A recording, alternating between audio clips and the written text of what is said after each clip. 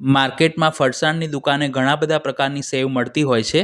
તો આજે આપણે ઘરમાં જ ઉપલબ્ધ સામગ્રીનો ઉપયોગ કરીને ખૂબ જ ઓછા ખર્ચમાં એકદમ ક્રિસ્પી અને ટેસ્ટી પાલકની સેવ બનાવીશું. સેવ બનાવવા માટે મેં પાણીથી સરખી રીતે ધોઈને સાફ કરેલી 300 ગ્રામ પાલકની ભાજી લીધી છે. ભાજીની પાછળ જે જાડી દાંડી હોય તે બધી કાઢી લેવી અને જો કોઈ ખરાબ કે કાળા પડી ગયેલા પાન હોય તો તે પણ કાઢી નાખવા. હવે કડાઈમાં 1 ચમચી તેલ ગરમ કરી તેમાં 1/4 ટીસ્પૂન ખાવાના સોડા ઉમેરીશું. તેનાથી ભાજીનો ગ્રીન રંગ સરસ જળવાઈ રહેશે. પછી તેમાં પાલકની ભાજી ઉમેરી મિક્સ કરીશું. અત્યારે આપણે તીખી સેવ બનાવી રહ્યા છે એટલે તેમાં 3 નંગ મોટા ટુકડામાં સમારેલા લીલા મરચાં ઉમેરી પાલકની ભાજીના પાન સોફ્ટ થાય અને તેમાંથી પાણી છૂટું પડે ત્યાં સુધી મધ્યમ આંચ પર 3 થી 4 મિનિટ માટે ખુલ્લા ઢાંકણે કૂક કરીશું.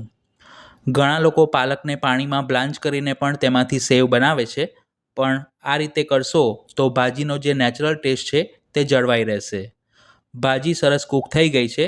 ગેસ બંધ કરી તેને 5 મિનિટ માટે ઠંડી થવા દઈશું. પછી તેની પેસ્ટ બનાવવા માટે તેને મિક્સર જારમાં કાઢી લેવી.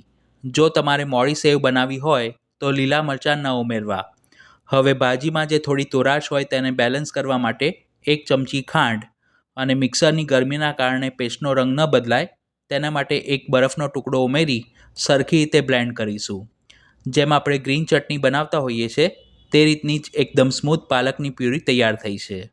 હવે એક મોટા બાઉલની ઉપર સૂપ ગાળવાની ગળણી મૂકી તેમાં પેસ્ટને કાઢીને સરખી રીતે ગાળી લેવી અને જારમાં પણ જો થોડી પેસ્ટ ચોંટેલી હોય તો તેમાં 3 થી 4 ચમચી જેટલું પાણી ઉમેરી એક વખત મિક્સર ચલાવી તેને પણ ગાળી લેવું, જેથી જે વધારાના રેસા હશે તે બધા ઉપર ગળણીમાં રહી જશે.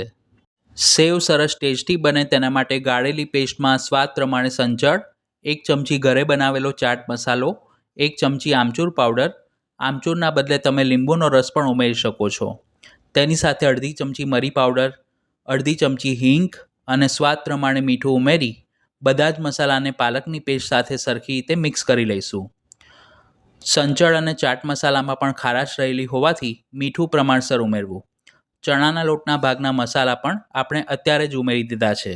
હવે આ પેસ્ટમાં સમાય તે મુજબ ચણાનો લોટ ઉમેરતા જવું અને સંચામાંથી સરળતાથી સેવ પાડી શકાય તે રીતનો મધ્યમ સોફ્ટ લોટ બાંધીશું. અત્યારે મેં 2 કપ ચણાનો લોટ ઉમેર્યો છે. પછી જેમ જરૂર લાગે તે પ્રમાણે લોટ ઉમેરતા જઈશું અને મિક્સ કરીશું. માર્કેટમાં તૈયાર મળતી પાલકની સેવમાં તેઓ થોડા પ્રમાણમાં ગ્રીન ફૂડ કલર ઉમેરતા હોય છે, પણ આજે આપણે કલર વિના બનાવી રહ્યા છે એટલે હરિયાળી અમાસ અને હરિઘટાના દિવસે શ્રી ઠાકોરજીને ધરવા માટે પણ અદકીની સામગ્રી તરીકે સિદ્ધ કરી શકાય છે. લોટ હજુ નરમ લાગે છે એટલે તેમાં બીજો 1 કપ ચણાનો લોટ ઉમેરી મિક્સ કરીશું. એક વાતનું ખાસ ધ્યાન રાખવું કે લોટ વધુ પડતો કઠણ ન બંધાવવો જોઈએ. ફરીથી તેમાં અડધો કપ લોટ ઉમેરી મિક્સ કરીશું. જો લોટ હાથમાં ચોંટે તો સહેજ તેલવાળો હાથ કરી અને કેળવી લેવો. આ રીતે આપણે ટોટલ 3.5 કપ ચણાના લોટનો ઉપયોગ કરીને લોટ બાંધ્યો છે. હવે સેવના સંચાને બ્રશ વડે સરખી રીતે તેલથી ગ્રીસ કરીશું, જેથી લોટ તેમાં ચોંટે નહીં. અત્યારે આપણે જાડી સેવ બનાવી રહ્યા છે એટલે મેં મોટા છેદવાળી જાળી લીધી છે, પણ જો ઘરમાં ઉંમરલાયક વડીલ હોય તો તેમના માટે તમે આ જ રીતે ઝીણી સેવ પણ બનાવી શકો છો. બધી જ સામગ્રીના માપ મેં ડિસ્ક્રિપ્શન બોક્સમાં અને વિડીયોની સ્ક્રીન ઉપર આપ્યા છે. હવે સંચામાં જાળી ફિટ કર્યા પછી તેમાં પોણે સુધી સમાય તેટલો લોટ ભરી આટા ચડાવીને સંચાને બંધ કરવો. અત્યારે જેટલો લોટ બાંધ્યો છે તેમાંથી 2 વખત સંચો ભરાશે અને સેવના 6 થી 7 ખાડલા તૈયાર થશે. હવે કડાઈમાં તેલ સરખું ગરમ કરી તેમાં વારાફરતી 1 ખાડલા જેટલી સેવ પાડી તેને તેજ આંચ પર તળીશું. સંચાનો એક આંટો ઊંધો ફેરવીએ એટલે સેવ પડતી બંધ થઈ જશે. બહુ ઉપરા છાપરી સેવ ન પાડવી, નહીંતર તે એકબીજા સાથે ચોંટી જશે અને તળવામાં પણ સમય વધુ લાગશે. થોડી વારે ઝારા વડે સેવને ફેરવતા રહેવું, જેથી બધી બાજુથી એક સરખી તળાશે અને તેનો ગ્રીન રંગ જળવાઈ રહેશે. આ જાડી સેવને તળવામાં 2 મિનિટ જેટલો સમય લાગે છે અને જો તમે ઝીણી બનાવો તો 1 મિનિટમાં તળાઈ જાય છે. જરૂરિયાત કરતાં વધુ સમય માટે સેવને તળશો તો તે લાલ થઈ જશે, એટલે તેલમાંથી બબલ્સ નીકળવાના ઓછા થાય પછી સેવને બહાર કાઢી બાકીની સેવ પણ આ જ રીતે તળી લઈશું. જો સેવને ધીમી કે મધ્યમ આંચ પર તળીએ અથવા તો તેલ જરૂરિયાત કરતાં ઓછું ગરમ થયેલું હોય તો સેવ પ્રમાણમાં ઓઇલી બને છે.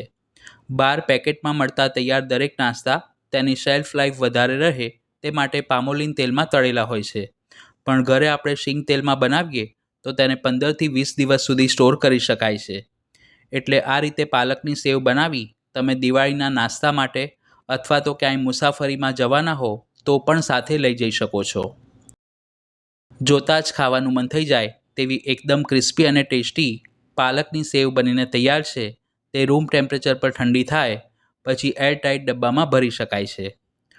આ સિવાય પણ બીજા ઘણા બધા પ્રકારના કોરા નાસ્તા મેં ચેનલ પર પોસ્ટ કર્યા છે, જેના પ્લેલિસ્ટની લિંક ડિસ્ક્રિપ્શન બોક્સમાં આપી છે. તો તમે પણ આ પાલકની સેવ ઘરે જરૂર બનાવજો. વિડીયો પસંદ આવી હોય તો તેને લાઇક અને શેર કરવાનું ન ભૂલશો. ચેનલ પર પહેલીવાર આવ્યા હો તો તેને સબસ્ક્રાઇબ કરી બાજુમાં આપેલા બેલ આઇકોન પર ક્લિક કરજો. Thanks for watching this video.